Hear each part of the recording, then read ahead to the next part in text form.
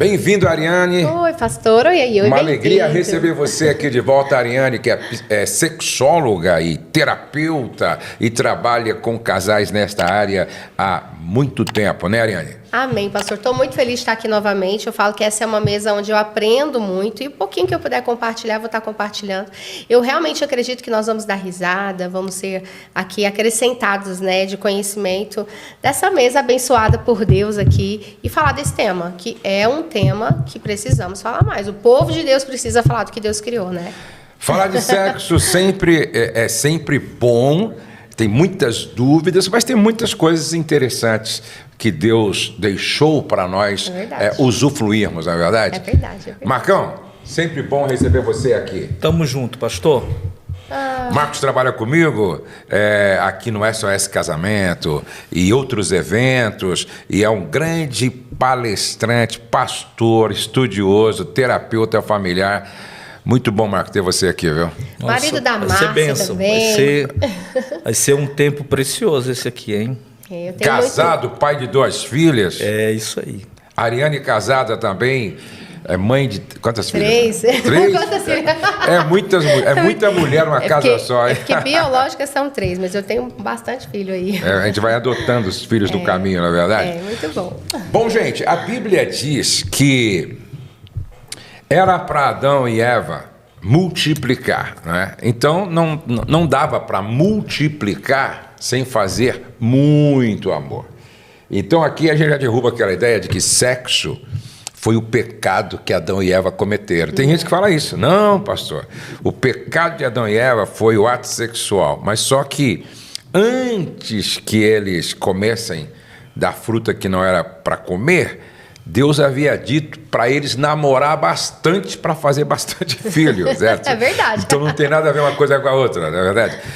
Mas nós queremos responder algumas perguntas. Eu fiz questão de abrir uma caixinha de perguntas e vieram bastante perguntas. O Marcão vai nos ajudar também, a Ariane. A primeira pergunta é a seguinte: tenho pouca disposição para o sexo, minha rotina é pesada. Cuido de um filho doente, trabalho fora e cuido de tudo em casa. Como posso lidar com essa situação? Eu acho que assim, em primeiro lugar, né, você que está aqui, já parou para pensar como nós não dedicamos tempo para falar desse assunto ou para aprender sobre esse assunto?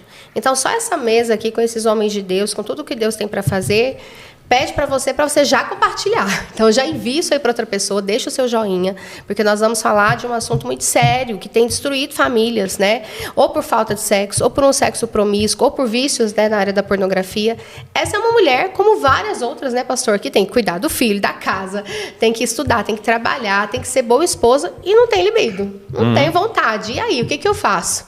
Acho que a primeira coisa aqui é entender que isso é um problema. Não podemos naturalizar a baixa frequência sexual, não podemos naturalizar o casal ter uma vida corrida e não ter relação.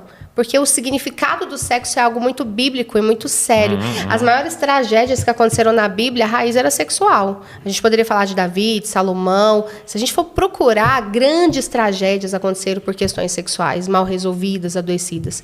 Então, primeiro, o sexo é um comando de Deus. Você deve fazer. 1 Coríntios 7, capítulo versículo 5, diz assim, que seu corpo é de seu cônjuge, o dele é seu, e que você não deve se abster sexualmente, a não ser por pouco tempo. E como um acordo. Ainda tem que estar combinado. Viu? Quantos dias vai ser? Combinado é combinado. Combinado é combinado. Então, assim, Ari, e aí? O que eu faço? Primeiro, procurar ajuda médica.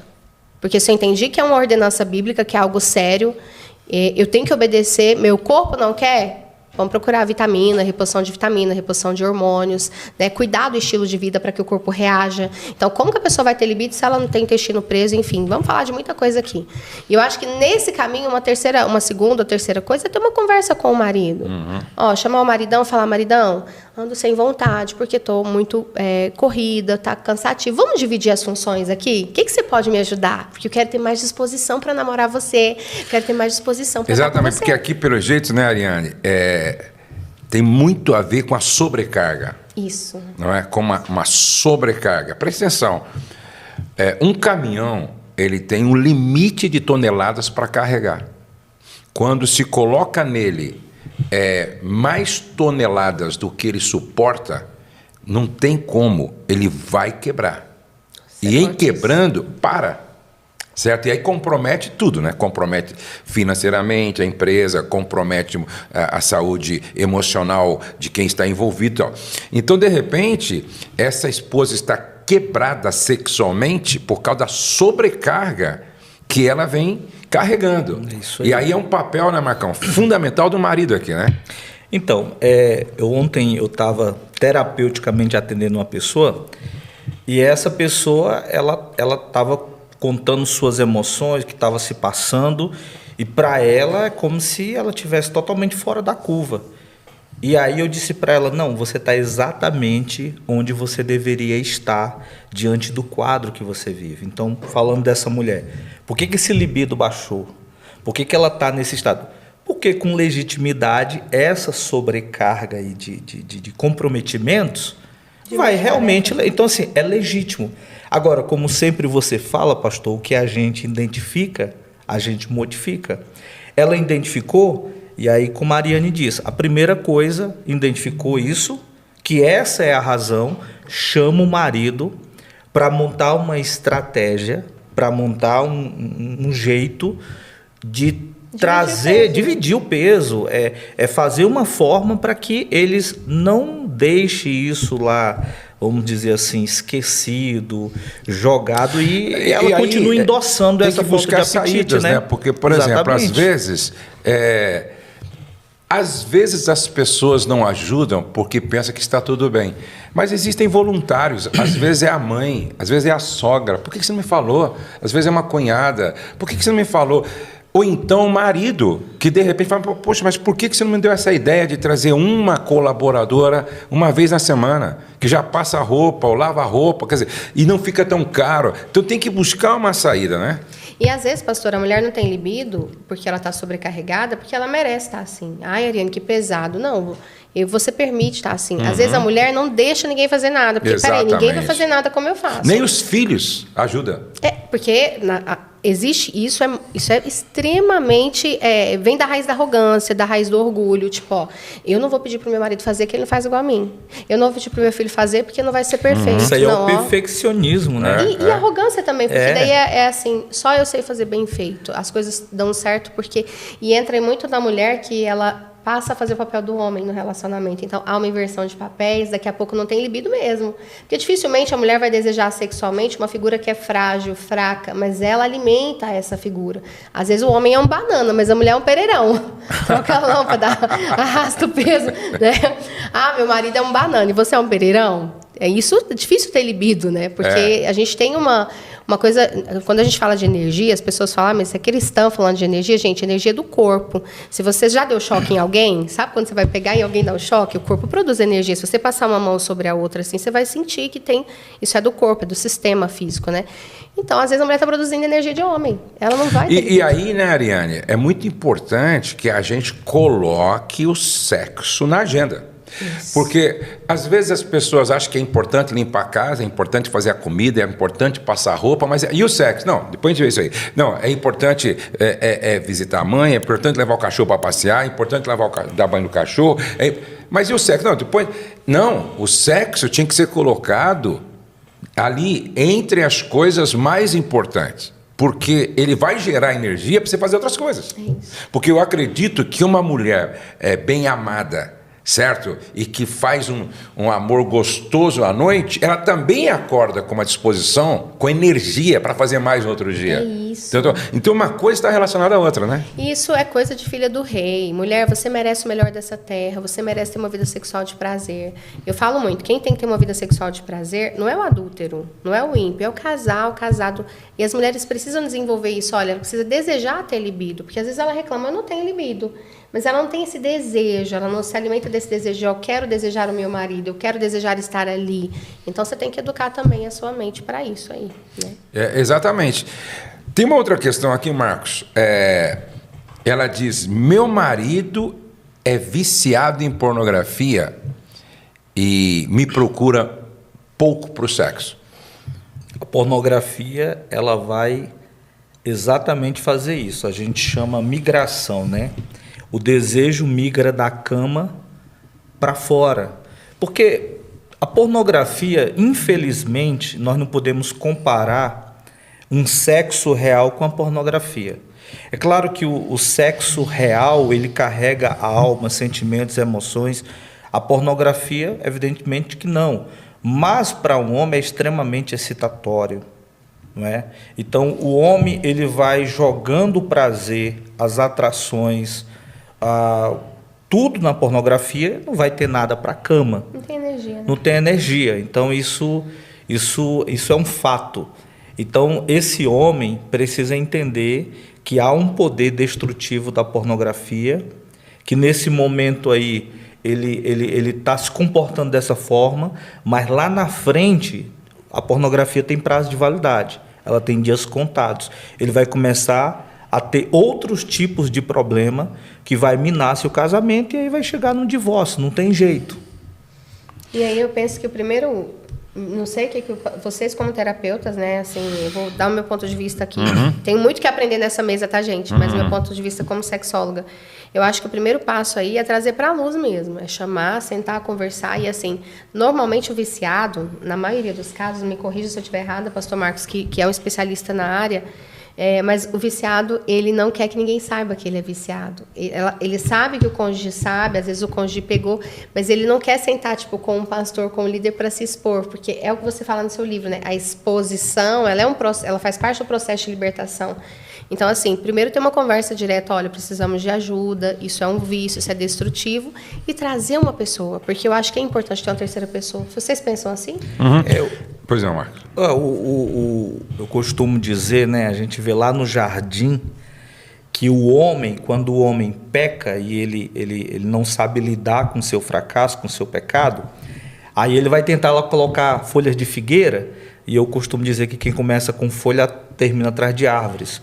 Aí Deus chega, não encontra o homem no lugar, ali ele está deslocado, Deus chama pelo homem, o homem diz, ouvi tua voz, mas eu tive medo, por isso me escondi. Adão não tinha uma pessoa anterior a ele para modelar, de uma forma instintiva, ele aprendeu a se esconder, mas o fundamento desse ocultamento, dessa obscuridade dele, foi o medo. Então eu penso, Ariane, que esses homens que estão no vício da pornografia, eles não são felizes, porque eu também não era feliz, existiam angústias, tristezas. O problema é que provavelmente existe um medo de se expor, medo de perder o casamento, como agora eu vou ser visto. E é claro, mas se a esposa já sabe, a esposa precisa chamar esse homem para a mesa e conversar. E aí, né, Marcos e Ariane, uma coisa que eu tenho visto, né, inclusive eu conversei até com um casal agora que superaram uma crise, né, e houve até envolvimento extraconjugal e tal, e ela até está lançando um livro, eu até sugeri um título, né, para o livro dela. Eu penso que o homem se posiciona quando tem uma esposa que se posiciona. Enquanto a esposa for passiva, ela está sendo conivente. Agora, quando a mulher se posiciona, fala, ó, eu te perdoo, quero te ajudar. Agora, se você insistir, aí eu vou ter que tomar uma outra atitude e vou tomar uma outra decisão e escolha. Porque senão estou sendo conivente, estou vendo você indo para o inferno, se autodestruindo, destruindo o nosso casamento e eu aqui de braços cruzados achando que está tudo bem, só orando. Por isso que é oração, é orar e ação, é oração, certo? Então eu penso que há momento em que a mulher realmente tem que bater na mesa e falar, ó, desse jeito não podemos continuar. Não podemos continuar. Que forte isso. Mulheres posicionadas, homens se posicionam. E aí entra uma coisa, nossa, forte, muito forte isso. Entra uma coisa espiritual, né? Que é a autoridade da aliança.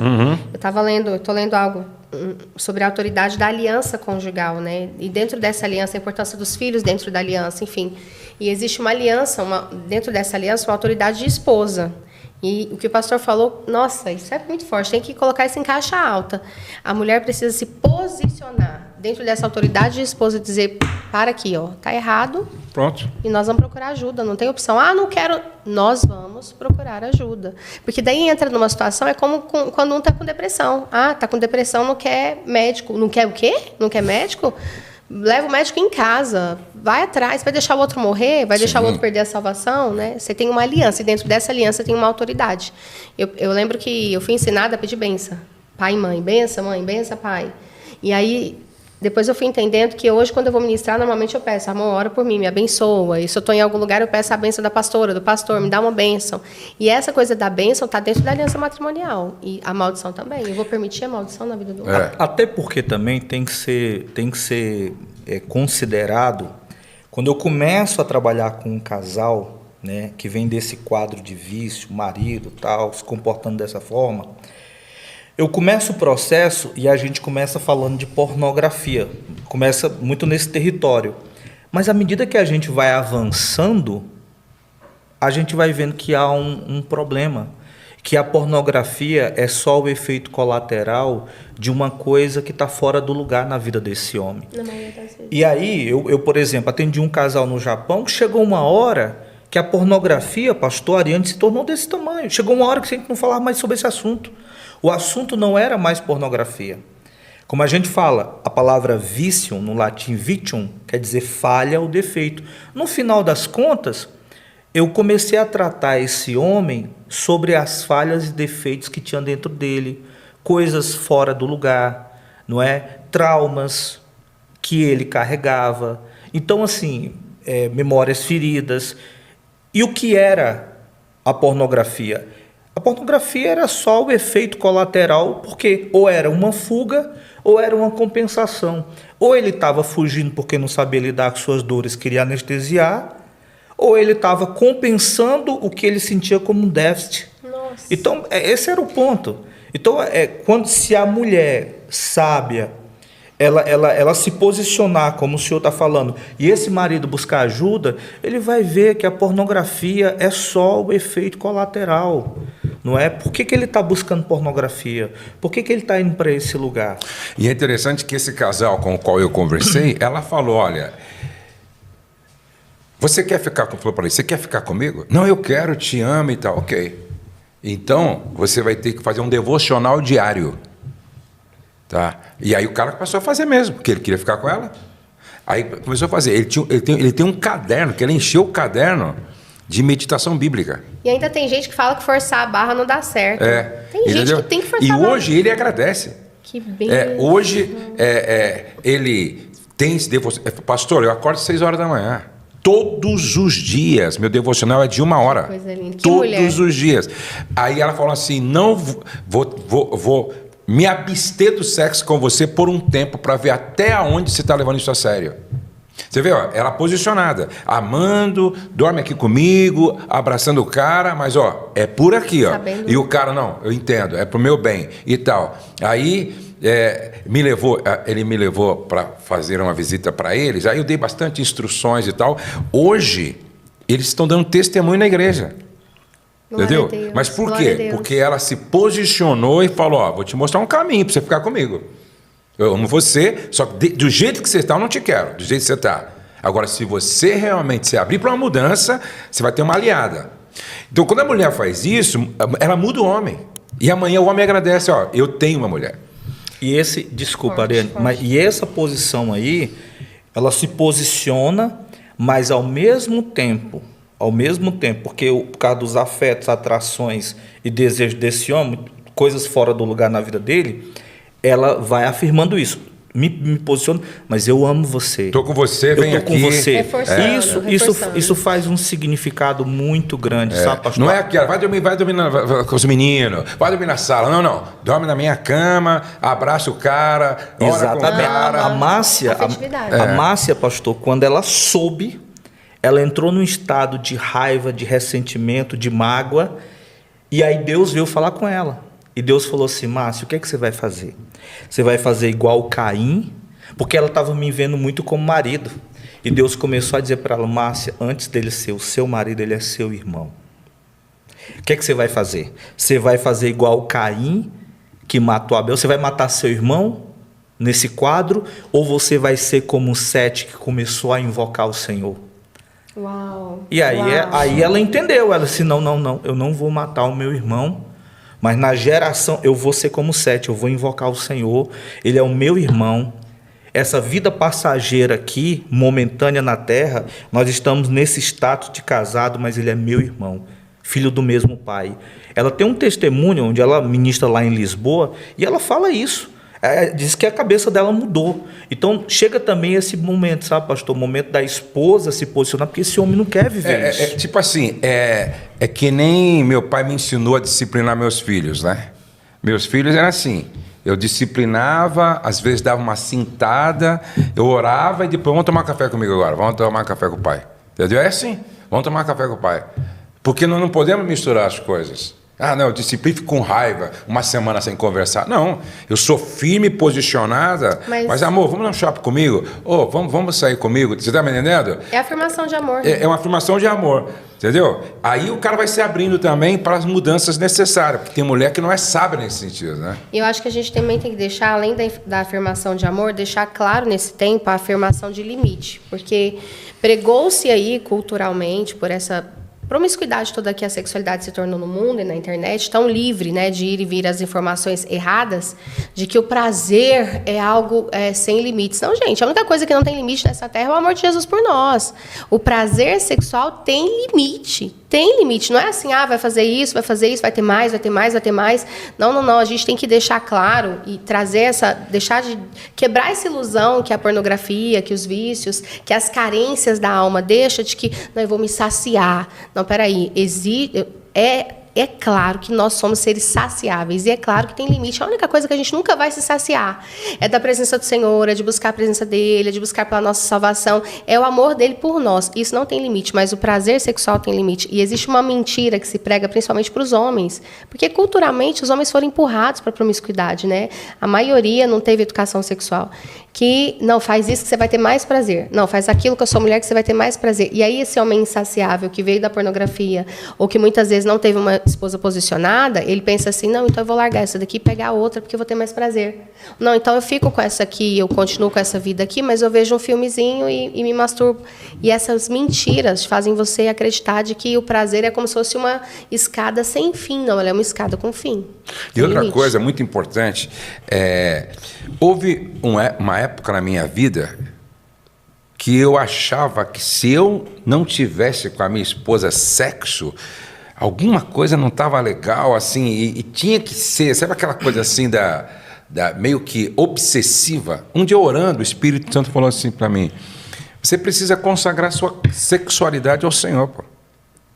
Senão vai virar um ídolo. Você vai ser controlado por isso, governado por isso. E você tem que ser governado pelo Senhor, não pela sua sexualidade. Uau. Então, quando você consagra sua sexualidade ao Senhor, aí o sexo deixa de ser o seu ídolo, deixa de ser o seu Deus, deixa de te governar. Aí é você quem dita. Não. Se não dá para ter hoje, a gente vai ter amanhã e não tem nenhum problema. A consagração estabelece o equilíbrio, né? Exatamente. É tão forte. A consagração espiritual da sua carne estabelece o equilíbrio. Por isso vem o jejum, por isso vem as renúncias. Exatamente. Né? E a consagração sexual. E aí você também. fala, não, peraí, é eu que controlo isso. Não é isso que me controla. Não, senão você vai fazer do outro o seu escravo. Pô. E aquilo isso que te governa é o seu Senhor. Né? Aquilo... Isso é uma administração, mais uma vez, de afetos, desejos, prazeres. Eu conversando com a pessoa, porque tudo fica na mente do sexo e tal, e eu conversando com o rapaz, eu falei assim, cara, vamos dar um exemplo aqui. Você estava no carro, um cara te fechou e você ficou furioso, saiu do carro, a sua vontade, você está me contando essa história, sua vontade era bater no cara e tal. Aí eu te perguntei, bateu? Ele, não, pastor, não bati não. Não, peraí, mas e a sua vontade? Não, a minha vontade, pastor, era bater. Mas você bateu? Não. O que aconteceu? Não, pastor, administrei. Eu falei, então, vontades. Isso. Eu falei, peraí, então, vamos falar então de sexo, vamos falar disso aqui, cara. É a mesma coisa, se você não aprender a administrar isso aqui, que também são vontades, são impulsos, são compulsões, como é que fica aí? Exatamente. Uai, você vai fazer um monte de coisa que está fora da curva. E eu sei que esse é um assunto que chama a atenção de muita gente, porque acho que a pornografia hoje é o grande mal, né? Desse tempo, não que não tenha sido de outros tempos, mas é que como você sempre fala, Facilidade, né? hoje o acesso é livre, fica no anonimato, e hoje uma criança de 7 anos pode acessar isso num celular, num tablet, num computador. Então hoje é muito complexo. Agora, você que está nos assistindo e está se identificando com essa situação, primeira coisa que eu acho que é muito importante é reconhecer que você tem um problema. Não, cara, não se auto-engane. Não se auto-engane. Ah, não, é que eu, às vezes em quando... Não, você tem um problema. Ah, não, mas é que eu só vejo sexo heterossexual, de casal, não é sexo grupal. Não, você tem um problema. Tem um problema. Isso é uma banalização, né? Exatamente, você tem um problema, entendeu? Você tem um problema. Se você vê assim o assado, você tem um problema. Então, primeira coisa, eu acho que é importante, eu tenho um problema. E não só ver, pastor, tem uma outra questão também que eu acho que é bom a gente abrir essa aba. Imaginar, porque assim, muitos pecados, eles começaram na imaginação. A Provérbios diz, né? Assim como imagina a minha alma, assim será. Então, às vezes, por algum motivo, o homem perdeu o desejo pela mulher. A mulher ganhou peso, alguma coisa aconteceu, ele perdeu o desejo pela mulher. Então, às vezes, ele está na relação, penetrando a mulher, mas de olho fechado, pensando em coisas. Você nem viu, mas você está imaginando com alguém da igreja, está imaginando com outra pessoa.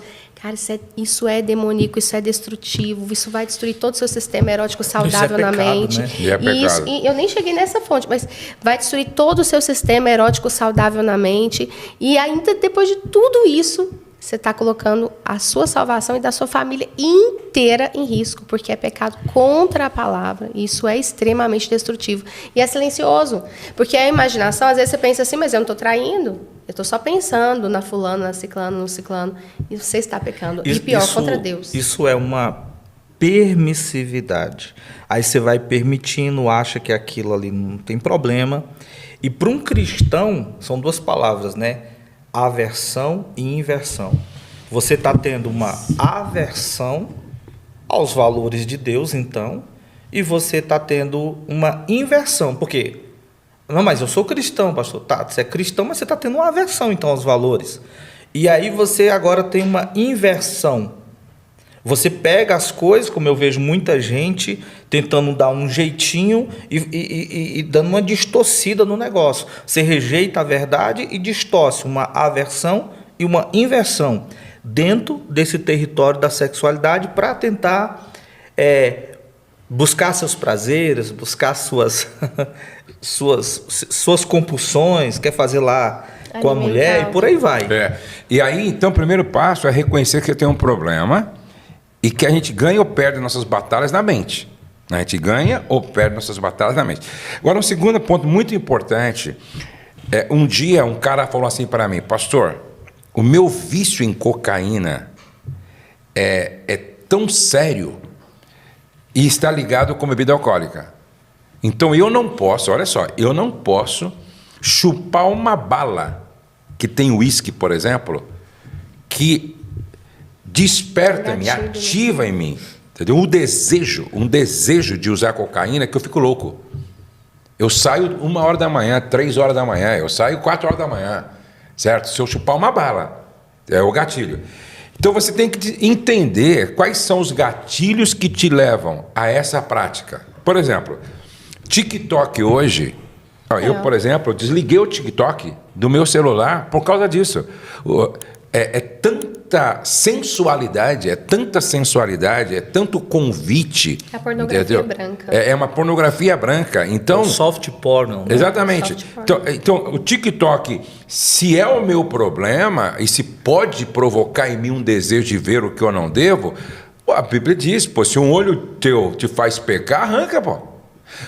O Instagram, tá? O Instagram é fácil você saber o que você está vendo. Vai lá naquele mosaico e vê o que a inteligência artificial, que o algoritmo está te oferecendo. Se você está te oferecendo, por exemplo, imagens sensuais, é porque é o que você está buscando.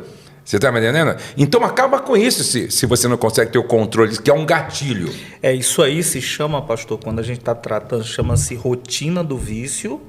E aí, quando a pessoa explica como cai, aí a gente chama ciclo do vício. Exatamente. Então, assim, a gente pergunta à pessoa, como é sua rotina? Então, explica todas as vezes que você cai, como é que funciona. Onde você estava? Onde você estava. Ambiente, um exemplo, horário. Isolamento. Eu atendi um policial e ele falava assim, Fala, pastor, eu vivo a semana, ele é um oficial, né? Tranquilo, tal. Mas quando eu tô no meu plantão, pastor, que eu tô lá no meu quarto, isolado. Por quê? Porque o isolamento anda de mão dada com a imoralidade. Então, se eu sei que lugares isolados é um problema para mim, eu tenho que montar um dispositivo de segurança. É aí que eu estou falando, Macau. Então, aquilo que você não identifica, você não modifica.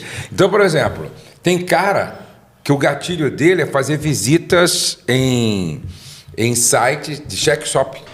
E fica vendo tudo aquilo que se oferece. E ali é o mundo negro. Entendeu? Tudo aquilo que se oferece, daqui a pouco ele já está lá na pornografia de novo. Então, por que você acessa isso?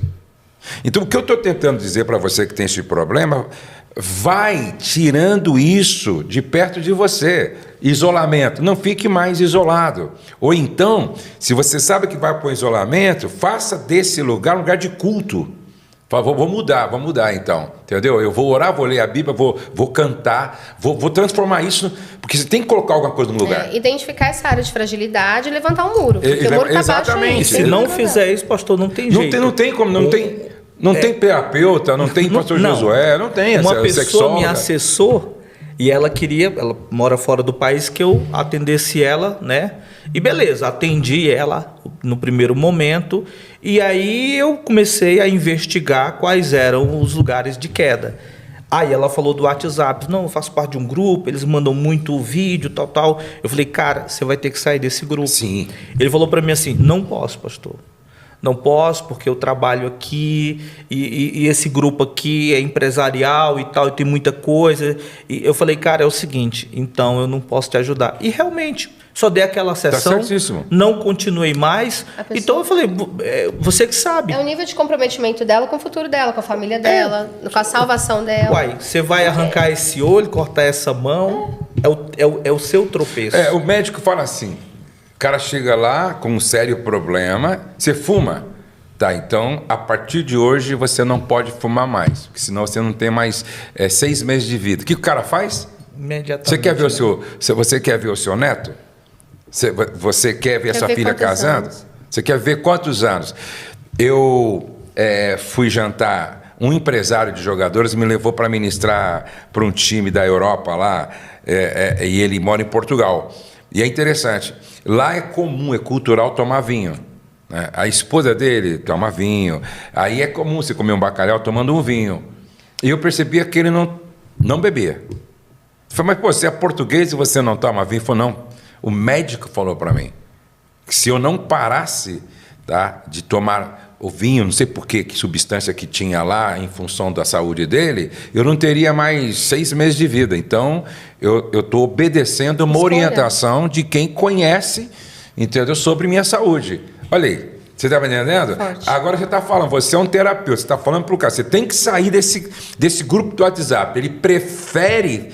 Eu não acredito que seja obrigado. Ou então ele vai ser luz e sal ali para chegar no diretor e falar, eu só fico aqui se pararem, se colocar uma regra aqui. Se colocar uma regra. Que regra? Ele era o patrão, pastor. Então... É nível de comprometimento baixo mesmo. Então, meu irmão, ele é querer o milagre sem orar. Agora, 2 coisas que eu acho que fortalece também nesse processo de libertação sexual, de cura sexual, é trabalhar os estímulos certos. Porque entende que é como se criasse um caminho neural. Tipo, tem um monte de mato e de tanto você passar ali, o mato foi baixando até o mato morrer. Então, o cérebro do viciado, ele cria aquele caminho neural de prazer. Ele já sabe que ele vai ter uma súbita de dopamina, ele já sabe... É o delta FOSB, né? Isso. A proteína no cérebro. É muito forte. E como essa educação, ou na verdade não é nem educação, essa podridão dessa trilha neural, ela vai ficar ali. Eu tenho que substituir por outra coisa. E aí é importante ter cuidado para não ir para alimentação e não virar uma obesidade, para não ir para várias áreas. Você tem que colocar algo saudável no lugar. Isso. Academia, de repente você se envolver num projeto social, entendeu? Perfeito, pastor, é isso. E uma das coisas que eu sempre falo, e acho que vocês na área terapêutica também, é ali construir os estímulos sexuais saudáveis. Porque quando eu estou tirando um estímulo de alto prazer, eu tenho que ter para um estímulo no mínimo 3 para gerar equilíbrio, então não pode ser só um, porque se for só um também vai querer pegar a mulher e fazer sexo, por mais que seja a mulher, por mais que seja sem pecado, vai sobrecarregar essa mulher porque quer saciar desse vício nela. Então pelo menos 3, tirou um caminho, eu tenho que criar pelo menos 3 de prazer em equilíbrio. Então, por exemplo, buscar a presença de Deus, o devocional, o momento com o Espírito Santo, estar em boas mesas, né? Um hobby, um hobby físico, principalmente, gente, a atividade física é uma das ferramentas, é comprovado, é uma das ferramentas que ajuda a se libertar da pornografia. Você pode ver que a maioria dos viciados em pornografia, grande parte deles são sedentários. São sedentários. A maioria não pratica atividade física. E sim, e os estímulos positivos sexuais com a esposa, os estímulos positivos sexuais com o marido, porque infelizmente tem mulheres viciadas também, né? Sim. A Luana traz muito muitos dessas informações pra gente. Então, assim, quais são os estímulos sexuais positivos?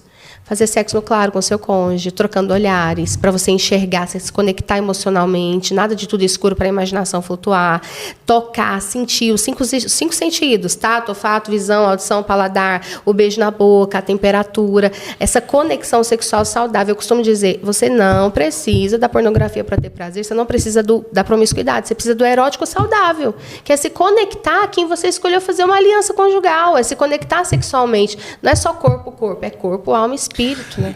Agora, Isso uma coisa importante. muito saudável, tem coisas que, para mim, é a cura.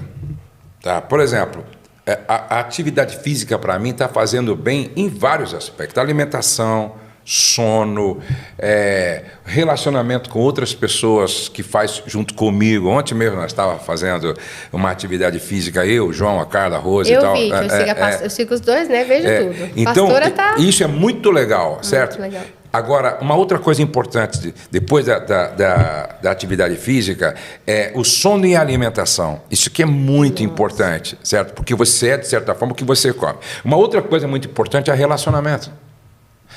Não tem como, né, Marcão? O Marcão tem participado conosco de uma reunião que nós estamos fazendo aqui com os pastores uma vez por mês. Pô, como é saudável, a gente passa uma manhã junto, depois vamos almoçar junto. Como é saudável você receber em casa amigos, você está num pequeno grupo de comunhão, um DNA, life group, que nem o do pastor Abe Uber. Ou seja, relacionamento te cura. Nossa. Entendeu? Relacionamento de cura. Então, dormir bem, comer de forma correta, se relacionar, seja andar de bicicleta, seja correr, seja nadar, seja academia. Ah, pastor, mas a academia tem várias mulheres assim. Sim, concordo. Mas antes de qualquer coisa, o problema está na sua cabeça. Antes de qualquer coisa. Porque não adianta você também estar no meio de irmãs com saia até a canela, mas se você na mente desnuda cada uma delas. É a frase que o senhor faz sempre o que fala. eu faço, vai 2 da tarde. E A assim, gente vai... não é, pastor, porque assim, nossa, eu tô com... Não, mas é uma questão, né? É uma questão de você, igual Claro, eu chego no hotel, não sei se tem um programa adulto, eu tiro a tomada da TV, se tem revista, eu dou para a camareira, sei lá o que tem, não vou dar mole. É isso aí. Né? É uma questão de se proteger. Outro dia eu recebi um querido, vocês conhecem, mas por uma questão de ética, eu não vou citar o nome dele, ele estava na minha casa, né? E eu percebi que ele estava vendo o computador, sabe como? A porta do quarto aberta, e ele com a tela do computador para o corredor. Eu já logo entendi. Entendeu? Talvez, quem sabe, esse é o isolamento que ele não quer ter. Entendeu? Esse é o momento de ver o computador que ele não... Então, para se policiar, o que ele faz? Ele deixa a porta aberta, a tela do computador para o corredor, para ele se sentir seguro aqui. Ó. Isso é maravilhoso. É a frase que o senhor fala, né? Que por onde eu piso, sempre que eu lembro, eu falo, o pastor Josué me ensinou algo que virou a chave lá na minha vida, desde, enfim, anos te ouvindo. Eu não posso impedir que o passarinho voe sobre a minha cabeça, mas eu posso impedir que ele pouse, que ele faça ninho, que ele tenha filhotinho. E é real, é escolha. A gente está num grupo, a gente pode excluir, a gente está com o livro, pode virar a página, está no ambiente, pode sair. Eu sempre falo o seguinte, pastor, o apóstolo Paulo, ele deixou um dispositivo assim complexo, né? As pessoas às vezes têm dificuldade, mas ele disse, o melhor jeito de lidar com algumas coisas como essa é fuja. Aí uma pessoa dessa, às vezes não entende, o cara deixa a porta aberta, bota lá, ele está fugindo, ele está obedecendo. Acabou. Aí tem gente, pastor, que fala assim, não, pastor, mas o senhor não acha que se eu fizer assim, assado, grelhado, ao molho, você não acha que eu vou vencer? Eu falei, não, brother, a Bíblia fala sobre fugir. Aí por que eu vou fugir? Bom, o apóstolo Paulo era o cara, e ele está dizendo que é para fugir. Aí você está dizendo assim, quer dizer que se eu ficar presente, mesmo sendo quem eu sou, toda a experiência que eu tenho, ainda eu posso fracassar, cair, tropeçar, falir? Pode. Então não tem jeito. A ideia é fuja, é o melhor método. Tem uns caras que perguntam para mim, pastor, é pecado eu tomar uma taça de vinho? É porque a Bíblia, Paulo falou, não seja dado a muito vinho. Sim. Não existe um texto na Bíblia que proíba você tomar uma taça de vinho. Porém, eu pergunto, você já foi viciado? Não. Nunca. Você nunca teve problema com bebida alcoólica? Não. Então, cara, uma taça de vinho com a sua esposa numa noite não vai fazer mal nenhum. Aí eu pergunto, você já foi viciado? Já. Eu já fui viciado de um jeito, aí me conta a história. Falei, cara, então nem uma taça de vinho, nem um gole, certo? Nem um gole. Por quê? Porque eu já vi pessoas que começou nessa brincadeira e voltou ao vício. Ao vício, volta. Você percebe? Então é questão de bom senso. Eu ouvi uma vez uma frase, não lembro se foi do senhor ou de quem foi, que diz assim: ao diabo você resiste, à tentação você foge. Então a Bíblia diz resistir ao diabo. Então o diabo você resiste, mas a tentação foge da tentação, porque é a tentação que te envolve silenciosamente. O diabo não, você está vendo ali que é coisa do diabo, você está vendo que é coisa do inimigo, mas a tentação não, ela vem florida, né? Ela vem silenciosa. Eu quero só pedir uma coisa, pastor, que eu estou meio agoniada. Gente, que aula é essa? Você tem que compartilhar, você tem que curtir, você tem que comentar aqui. Se você quer mais, né, vídeos como esse, né, pastor? Gente, eu fico assim, me arrepiei várias vezes aqui, porque olha como é forte, uma das maiores referências em família, parar o tempo dele, nos chamar, e olha como está fluindo aqui. Eu sinto Deus nessa mesa. Você precisa enviar isso para o grupo de pastores, líderes que você conhece, para os grupos de WhatsApp, esse link, deixar o seu joinha, porque isso faz muita diferença para o pastor continuar esse ministério aí, porque é forte. Então, Jesus, quando ele falou assim, que se o seu olho direito te faz pecar, arranca, ele estava falando de uma radicalidade que a gente precisa ter quando a questão é pecado. Eu já contei uma ilustração, não sei se vocês se lembram, de um viajante que estava viajando pela Europa no inverno. E ele todo encapotado, bota e tal, andando na neve. De repente ele viu uma cobrinha assim, bonitinha, né?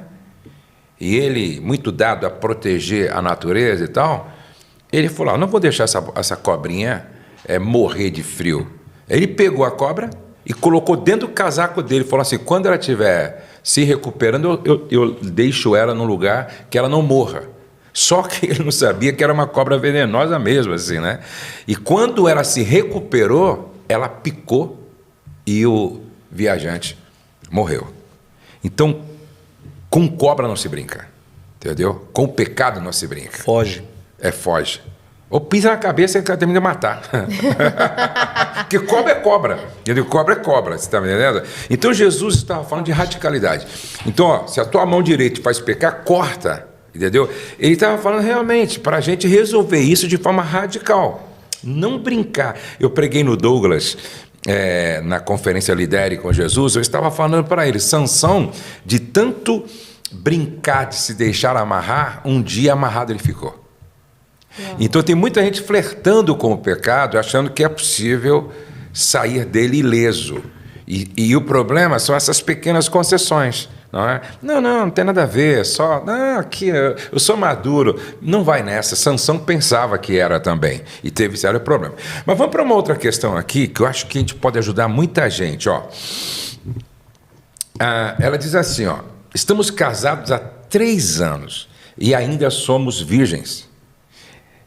Aqui quem fez a pergunta foi um rapaz. Ele tem problema de ejaculação precoce e a mulher tem problema de vaginismo. Você viu por que eu estava querendo falar com a fisioterapeuta pélvica, né, que muitas pessoas nem sabem o que é isso?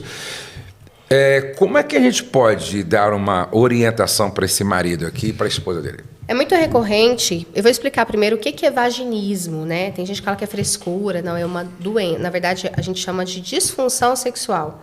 Mas é muito recorrente, só para vocês entenderem, onde tem uma mulher com vaginismo, o homem desenvolver a ejaculação precoce. É muito recorrente. Eu atendi muito esse ambiente clínico, mas eu vou explicar primeiro o que é.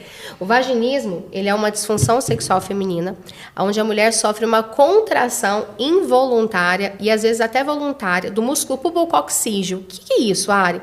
É um conjunto de músculos, de fibras musculares, que fica ali no nosso fundo. Tanto o homem quanto a mulher tem, chamado assoalho pélvico.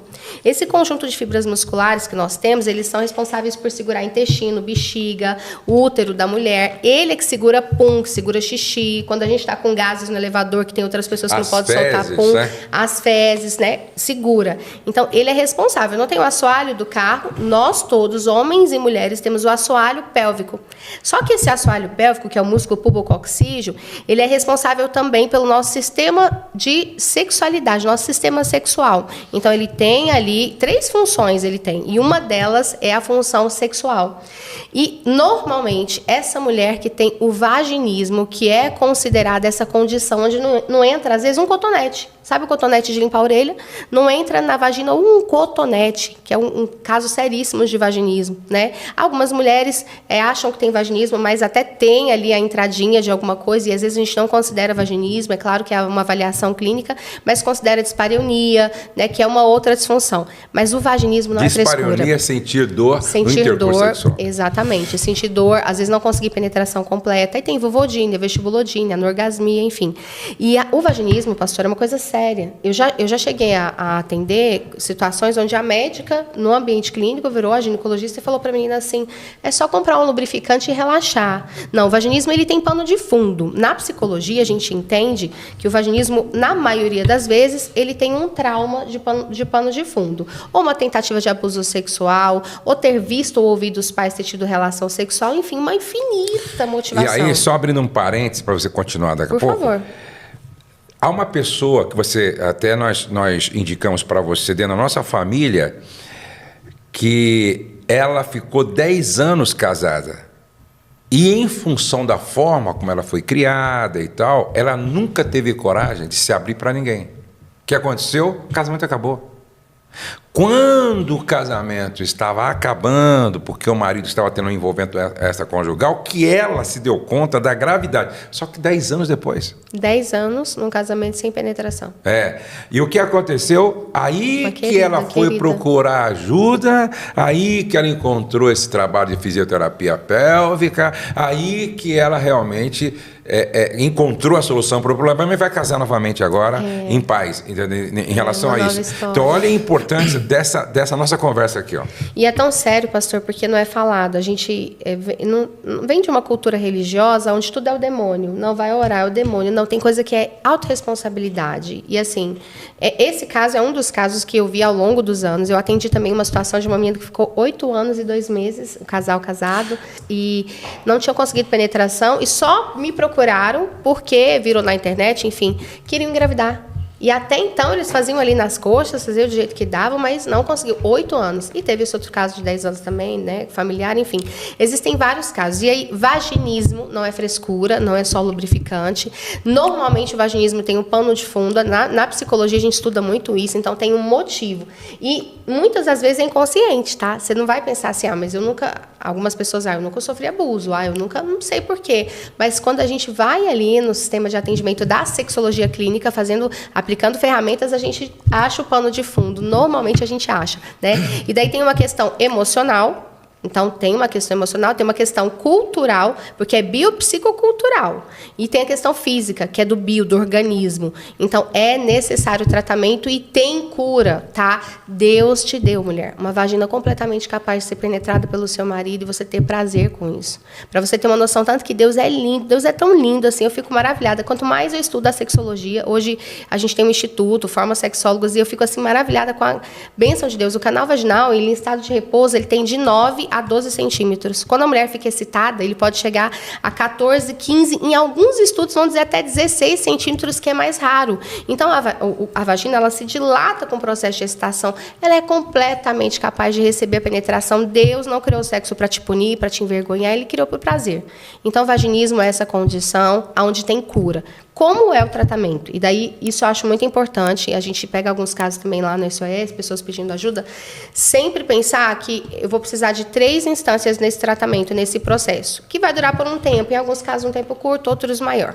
O primeiro, tá, é um acompanhamento Eu, particularmente, não abro mão de acompanhamento espiritual. Então, algumas pessoas da área da sexologia vão dizer, é porque ela é cristã, acertou. É porque eu entendo o poder do mundo espiritual. Então, tem que ter uma cobertura espiritual. Sexo é mais espiritual do que carnal. Então, tem que ter uma cobertura espiritual de um casal, de pastores, alguém que esteja orando pela sua vida sexual por aquele período e travando essa guerra.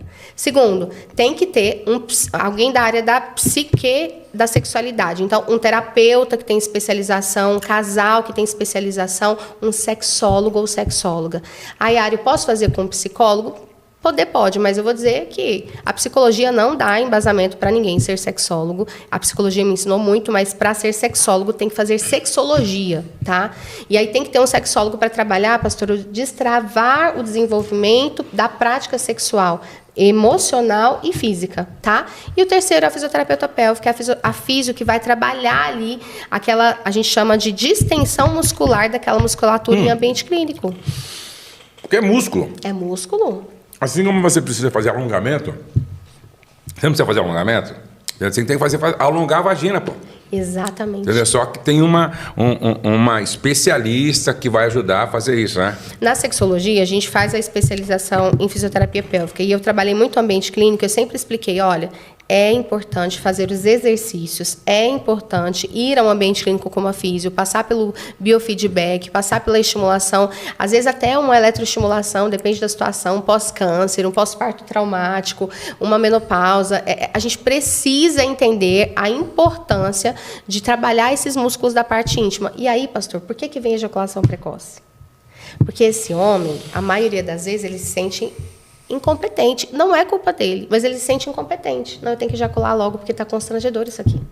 Eu tenho que ejacular logo porque, já que não vai ter penetração, está constrangedor, eu não posso fazer ela sofrer. Ou às vezes passou um tempo mais longo sem relação. Sem relação. Boa. E verdade. Isso também nós acontece. homens sabemos disso, né?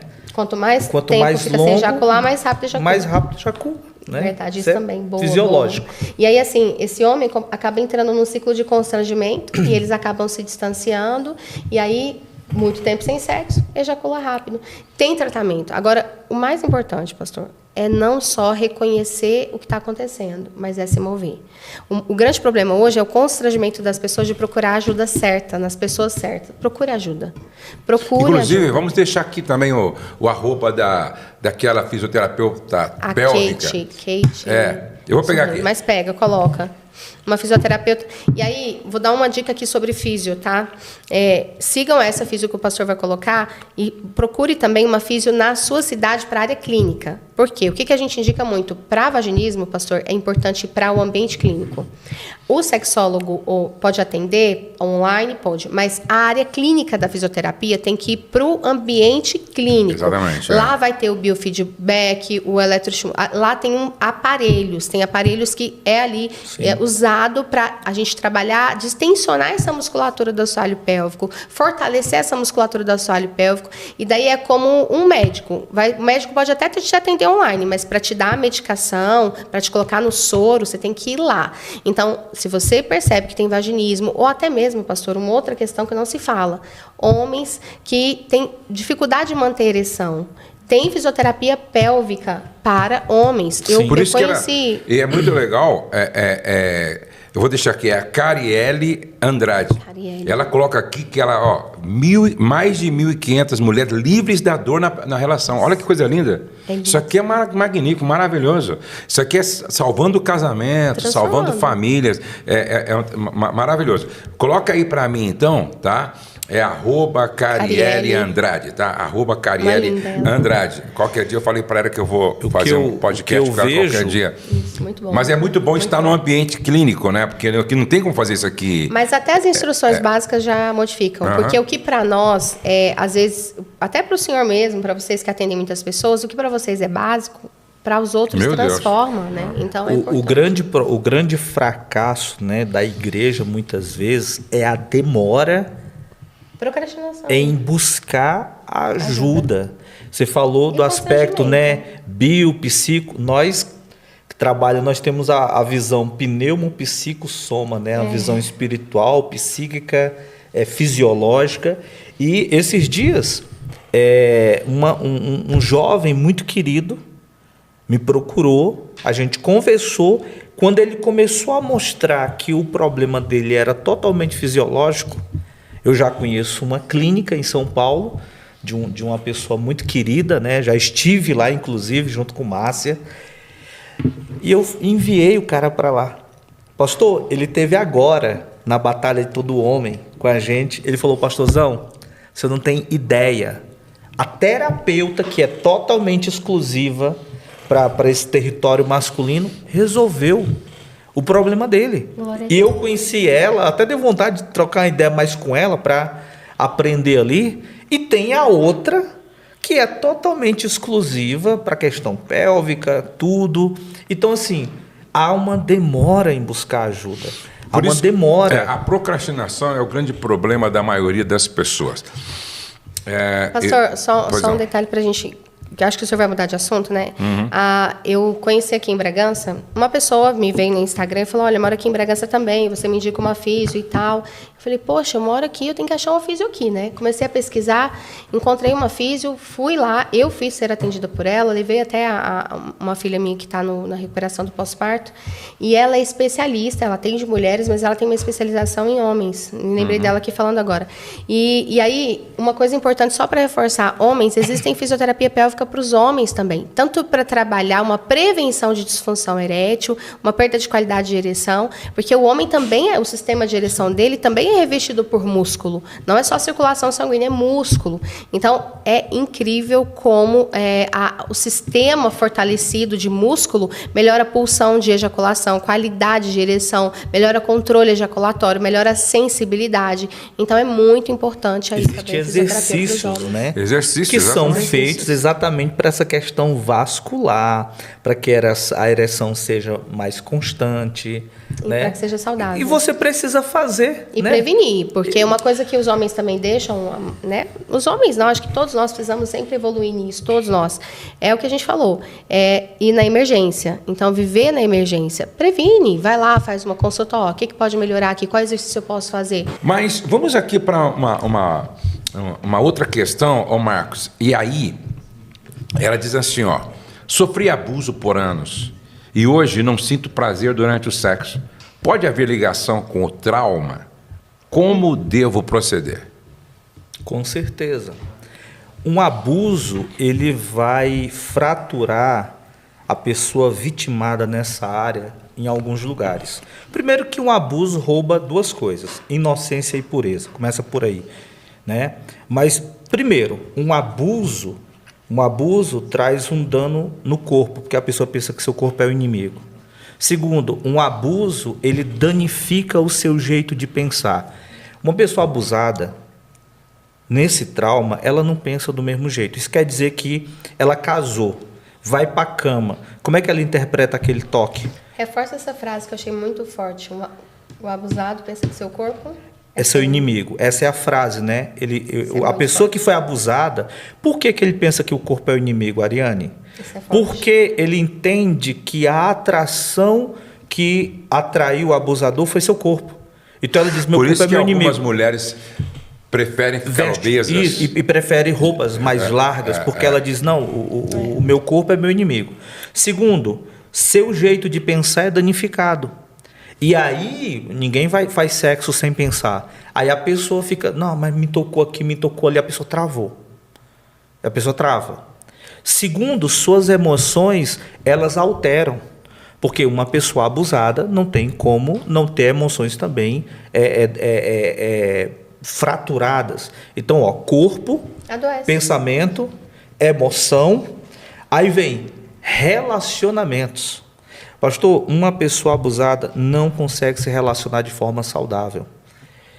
E aí você vai pegar uma pessoa dessa que enxerga o sexo de um jeito distorcido, porque ela foi fraturada, danificada naquele lugar, muitas vezes por uma pessoa que deveria protegê-la. Aí ela vai para a cama com a pessoa que está dizendo que a ama, que quer proteger, ela fica... Não. Então, provavelmente, com certeza, essa pessoa, em razão desse abuso, ela vai apresentar essas demandas aí no sexo, na vida conjugal dela, e vai ser problema. Para mim, o grande desafio para uma pessoa que foi abusada é conseguir ressignificar tudo isso. Né? Porque eu conheço algumas pessoas que sofreram tipo de abuso e hoje elas lidam com isso com muita tranquilidade. Entendeu? Tem uma boa vida sexual, falam até do abuso já com uma consciência de alguém que foi completamente curado e tal. Acho que nós, né, assim, eu tenho muito que aprender, mas acho que tanto o pastor Marcos quanto eu, a gente consegue falar disso com muita paz, assim, hoje. Mas é um processo, assim, eu vendo o pastor Marcos falar aqui, é muito forte. Eu não me lembro de ter escutado isso, não sei se está no seu livro, mas eu tive, nos meus processos de libertação, de cura, eu tive essa dor de pensar que meu corpo era o meu inimigo, assim. Sim. Eu fui atraindo abusadores, desde o primeiro abuso aos 7 anos de idade, eu fui atraindo abusadores, assim. Hoje eu olho para trás e eu consigo identificar, até me emociono, mas é tão lindo olhar para trás e ver essa libertação, de que tipo isso faz parte da minha história, mas não faz parte mais de quem eu sou. Hoje eu posso escolher relacionamentos saudáveis, mas eu fui atraindo abusadores porque a necessidade que eu tinha era de alguma maneira tentar tampar aquela dor que parecia que uma pessoa poderia tampar, mas as pessoas não curam dores assim.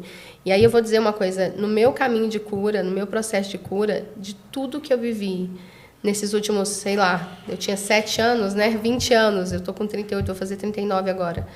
Eu entendi que, primeiro, quem nos cura sempre, em primeiro lugar, é a nossa intimidade e profundidade no relacionamento com Deus, a profundidade na palavra, no mergulho, porque eu consigo lembrar de coisas que fizeram comigo quando eu tinha 7 anos, eu consigo lembrar de coisas que fizeram comigo quando eu tinha 13 anos, eu consigo me lembrar. Mas eu não me lembro nem desejando a morte de ninguém, nem com ódio de ninguém, e eu tenho... Inclusive, é até ruim falar, mas eu tenho dó. Assim, eu tenho uma sensação, tipo, volta e meia, quando eu estou ministrando e vem alguma coisa na minha cabeça, eu falo, Deus, eu permaneço no perdão. Eu permaneço perdoando ciclano. Porque parece que faz parte da minha história mesmo, mas não de mim. Daí, a profundidade no relacionamento com Deus.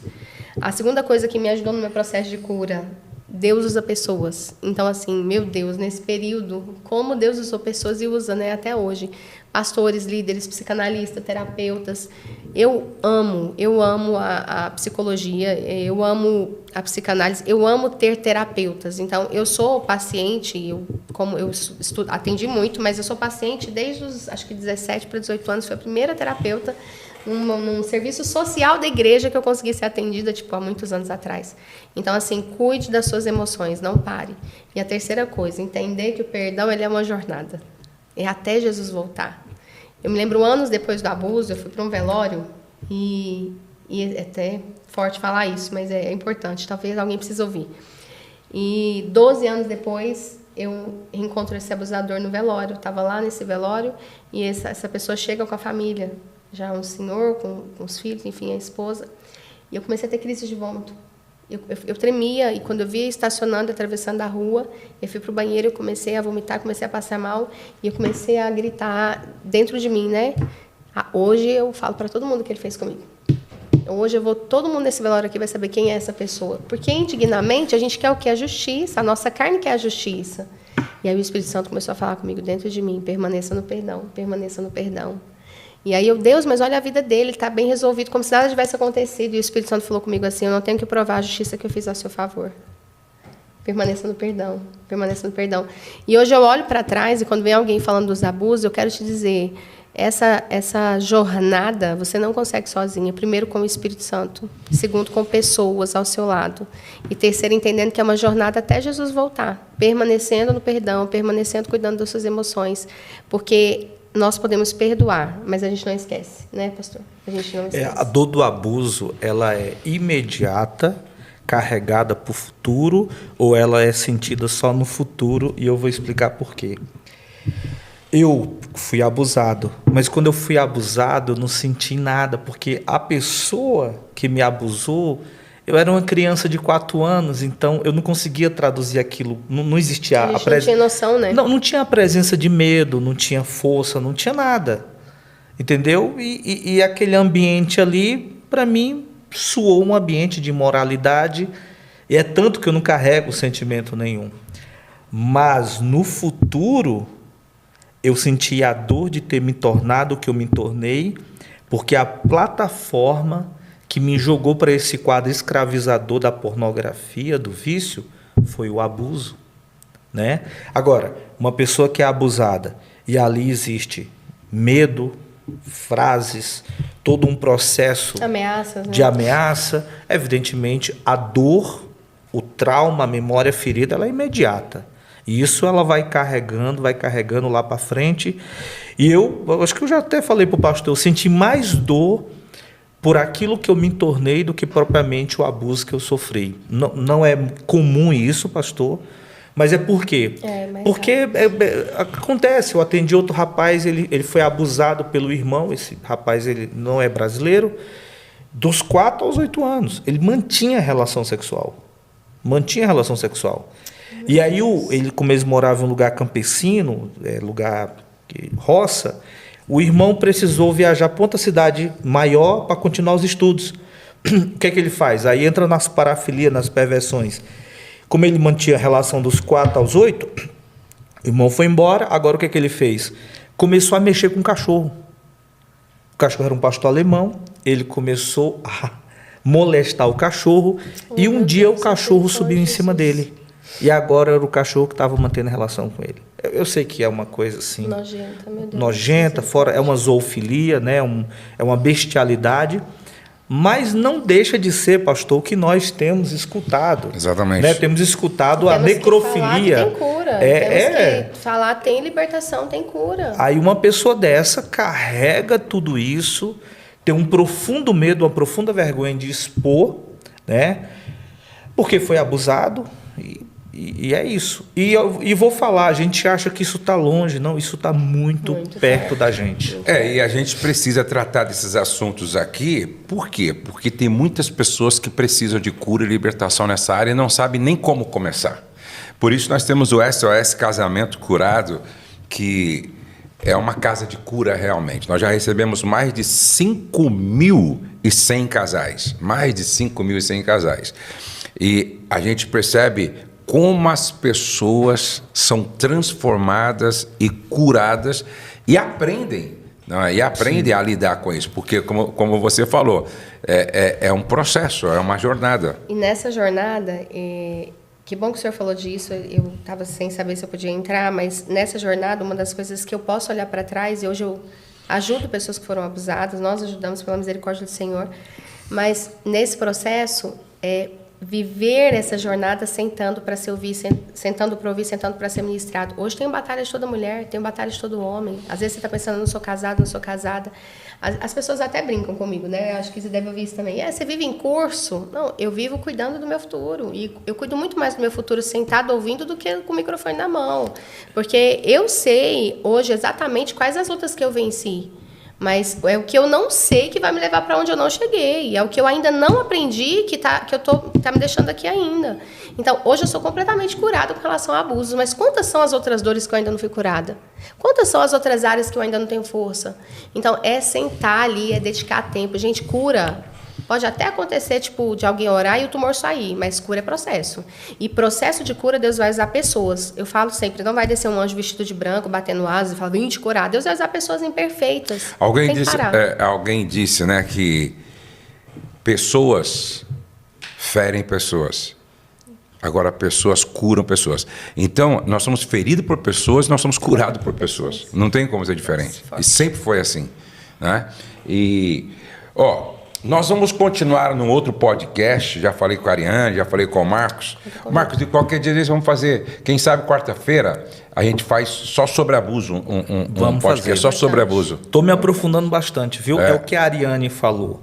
Mesmo a gente já tendo estudado, pra sempre. Mas quem sabe mais serve melhor. E se nós queremos servir melhor, a gente tem que tentar saber mais. Então, eu tenho cada vez mais aprofundado nisso aí. Levanta lá uns dados importantes e tal, e já com o que você tem, vamos falar quarta-feira, tá? Vou deixar aqui uma pergunta que nós vamos responder no próximo podcast, ó. Meu relacionamento com a minha esposa parece mais de amizade. Não temos beijo, carinho ou intimidade. O que posso fazer para mudar isso? Vamos falar sobre isso no próximo podcast, mas eu quero que Ariane, deixa uma última palavra para todos que estão aí conosco. Primeiro, mais uma vez ao Senhor, a pastora Rose, que eu tanto amo. A pastora Rose é uma das maiores referências de mulher para mim. E o senhor sabe que não é porque está aqui, eu falo isso onde eu piso, né? Eu olho para o Senhor e eu admiro o Senhor como um pai.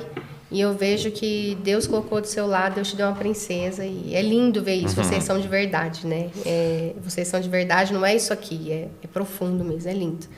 Então, obrigada, viu? E fala também dos seus produtos lá, fala que é importante da loja. Então, nós temos um ministério que fala de sexualidade à luz da Bíblia, então ministramos palestras, mentorias, cursos. Temos o ICS, que é o Instituto Cristão de Sexualidade. Nós somos o primeiro instituto no mundo a formar sexólogos com o selo do MEC. A nossa formação é uma formação que tem o selo do MEC, o selo da ABRAT, que é um selo internacional. Nós temos mais de 12 médicos dando aula. Temos como professores para a honra e glória de Jesus na nossa turma, nosso grupo de professores também, o pastor Josué, pastor Marcos Moura e pastor David Heiker, vários pastores que estão ali conosco dando essas aulas. A nossa formação é para pastores, líderes, enfim. Temos também uma linha de produtos para intimidade, então nós temos a Bias, que é uma linha de produtos veganos que não contém açúcar, glúten, parabeno, que tem ali uma loja online, mas com princípios, então você pode entrar na loja online e fazer a sua compra, é uma compra segura, não tem nada ali que seja promíscuo, a gente não trabalha com imoralidade, nós trabalhamos com o que une o casal. Então segue lá no Instagram, lá tem muito conteúdo também tem um canal aqui no YouTube, siga lá que tem bastante conteúdo. E lembre-se, o prazer sexual com santidade é para você. Você não precisa do pecado para ter prazer. E pode ter certeza que se você se abrir para aprender, você vai descobrir que você pode ter um prazer com carícias, delícias, criatividade e com santidade, viu? Deus abençoe em nome de Jesus. Muito bom. E vai estar na descrição do vídeo aqui também, aí na sua tela, todas as informações sobre o trabalho da Ariane. Marcão, deixa uma última palavra também. O livro Desafio de Se Expor, você vai lá na loja da Ariane e você encontra lá o livro, muito bom, muito importante. Verdade. O que eu quero dizer é que, de uma forma prática, se você identifica que tem um problema, uma desordem, uma demanda, um desajuste, busque ajuda. Você não vai viver 10 vezes, você não pode deixar as coisas como é que está para ver como é que fica. Você precisa se levantar, você precisa agir e você precisa buscar aquilo que é melhor para você. E o sexo é importante, significativo na vida do casamento. Então, busque ajuda. Como a Ariane disse, pastor Josué, busca pessoas que vão poder te ajudar. Eu, como terapeuta, pastor, também Fala nisso, Marcos, você atende terapeuticamente. Eu atendo online, Márcia também. E então você pode ser do Japão, pode ser dos Estados Unidos, pode ser da Angola, pode ser da Europa, na língua portuguesa. O arroba do pastor Marcos está aí, junto com a esposa dele. Manda um direct e veja como funciona, vai te ajudar bastante. E nos segue lá, pr.marcosmoura. Glória a Deus. É isso aí. Gente, muito bom, né? Nós ficaríamos aqui, umas 3 horas conversando aqui. Mas estaremos de volta no próximo podcast. Você não pode perder por nada. Obrigado, Ariane. Obrigado, Marcos.